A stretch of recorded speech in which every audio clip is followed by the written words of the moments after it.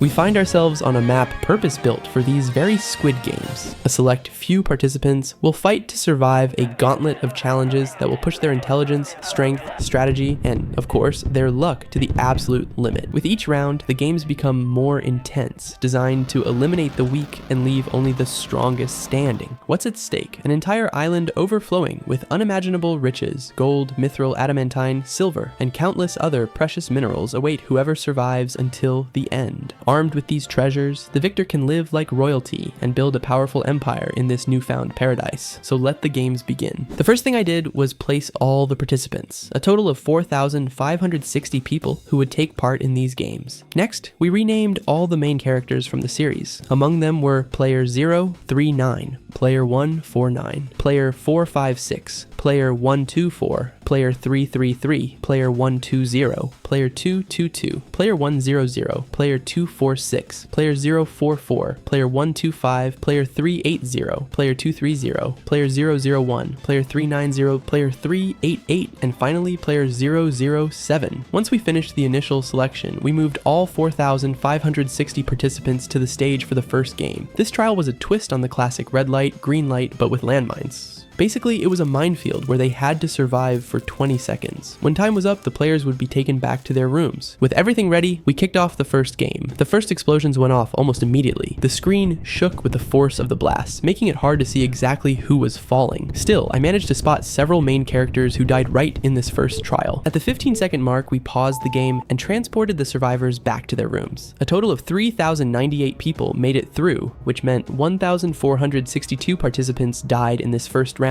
including players 120, 388, 007, 230, 124, 125, 001, 100, and 039. Once we finished the count, we waited for the next day. We then moved the survivors to the second game, a reimagined version of the Dalgona Candy Challenge. The rules were simple. They had 1 minute to move freely and choose one of 4 shapes. Anyone who picked the umbrella would be instantly eliminated, while the others would live to see another day. When the game started, most players gathered in the center of the map, but a few headed straight for the umbrella area. At first, none of the main characters seemed to go there, but soon more and more players, including player 044, began moving toward it. Honestly, I didn't mind that at all. Shortly after, player 149 also stepped into that zone. When the time was up, we brought the survivors back to their rooms. Back at the field of the second game, I noticed a few players standing right on the dividing line, not clearly choosing either the umbrella or the square, so I decided they'd be eliminated too. To do that, I called down a meteor shower that wiped out everyone still left in that area until no one was left alive. As night fell, we counted the survivors. After the second game, 2,950 participants remained, which meant 148 died, including players 149 and 044. It wasn't a huge number, but don't worry, the games were only going to get bloodier. At dawn, we transported the players to the third game, a mix of tug-of-war and hide-and-seek inspired by the third season. Each square on the map held an equal number of players, and each square would face off against its neighbor. 1 versus 2, 3 versus 4, 5 versus 6, and 7 versus 8. I even gave each group a different color so they'd be easier to tell apart. Squares 1 and 2, as well as 7 and 8, didn't have any main characters, but squares 3, 4, 5, and 6 did, which meant some of them were bound to die. In square 3 were players 2, 4, 6, and 390. In 4, player 222. In 5, player 380. And in 6, players 333 and 456. We kicked off the first battle between squares 1 and 2. When the wall came down, the yellows charged hard against the greens, showing clear dominance. They won quickly with barely any losses. Next up was the battle between squares 3 and 4. This time, the greens coordinated perfectly and took down the yellows. Luckily, none of the main characters died in this round. The clash between squares 5 and 6 was much closer. Many greens hung back at first, letting the yellows push in and take ground. The fight turned chaotic, with both sides taking heavy losses until the yellows finally pulled off a win. One of the main characters fell in this fight, though I couldn't tell if it was player 333 or 456. We'd find out in the final count. The last battle between squares 7 and 8 was long and intense. The yellows seemed stronger at first, but the greens responded with excellent teamwork.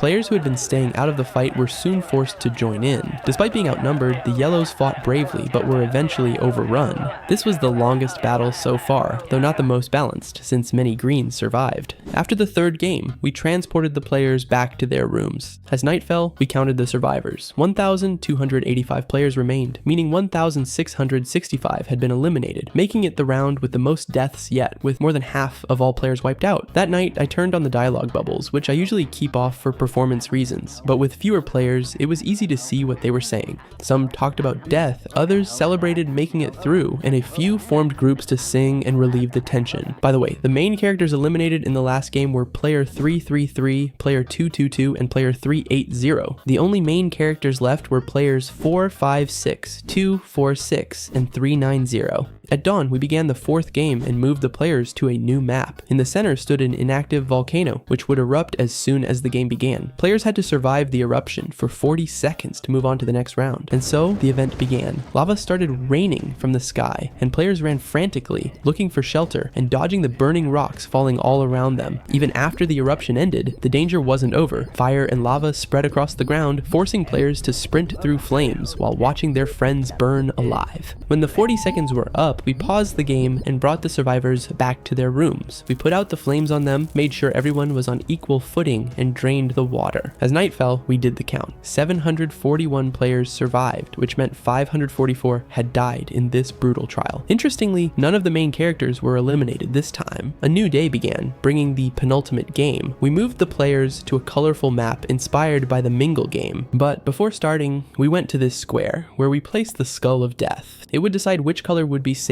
Once set in the middle, we hit play, and after a few seconds, it picked the yellow side. Back in the mingle, players had 1 minute to pick a room. Of course, they had no clue which color was safe. Anyone who chose the wrong room or didn't pick in time would be eliminated. We started the game. Players spread out, exploring the area. Some formed groups to discuss strategies, while others rushed straight into the rooms. Some made the right choice and took positions in the safe room, though a few were still second-guessing themselves. In the center of the map, tension skyrocketed. Some players, panicking, turned on each other, killing their companions on the spot, a clear sign of how extreme stress can unleash violence. Eventually, most players picked a room, though a handful kept hesitating until time ran out. We paused the game, rescued those who had chosen correctly by moving them safely to the room, then went back to deal with the losers. To make things more interesting, I summoned Crabzilla, who I used to wipe out everyone who'd failed. I even gave them a second chance. If they could defeat me, they'd stay in the game. But it was obvious they had no weapons or means to fight back, so everyone who picked wrong was wiped out. Since I was there, I also got rid of the skull, just for fun. Back in the room, seeing how few had survived, it was clear this was the round, with the highest death rate yet. As night fell, we counted. Out of the 741 players, only 114 survived, meaning 627 were eliminated, including player 246. The only main characters left were players 456 and 390.